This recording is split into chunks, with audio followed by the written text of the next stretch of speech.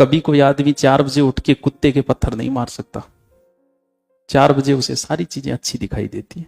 6 बजे जब आप उठोगे ना, प्रकृति आपको इतनी सुंदर लगेगी, पेड़ पौधे सुंदर लगेंगे, फूल सुंदर लगेंगे। आपके अंदर ऐसी भावना ही नहीं आ सकती कि मैं किसी के थप्पड़ मार दूं सुबह 6 बजे। क्यों? क्योंकि आपके अंदर आप भगवान के सबसे नजदीक होते हो। इस समय पढ़ा हुआ भी अच्छा याद होगा। इस समय अगर कोई ध्यान में जाता है, बहुत सारे आप में से ऐसे होंगे जिनकी इस समय के बीच में एक बार नींद खुल जाती है। ऐसा कहते हैं कि इस समय अगर नींद खुली और आदमी कोई प्रार्थना करे ना तो वो पूरी हो जाती है। कारण पता है क्या है?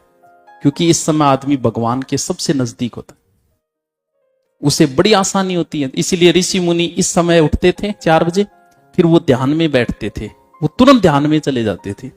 ये सबसे अमूल्य समय।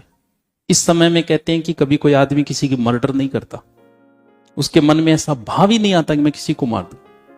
और इसके अपोजिट है ये, जितने उपद्रव होते हैं इसी समय होते हैं, जितनी हत्याएं होती है लगभग इसी समय होती है। इसी समय आपको भयंकर गुस्सा आता है, सुबह नहीं आता कभी। इस समय के बीच में गुस्सा नहीं आएगा आपको।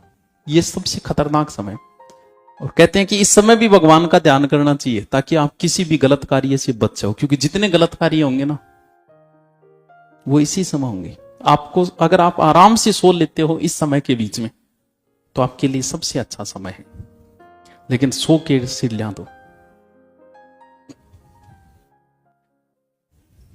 जाग आ गई तो प्रकृति आपको कोई संकेत दे रही है, ऊपर वाला आपको कोई संकेत दे रहा है, उठ जा, कोई काम कर ले।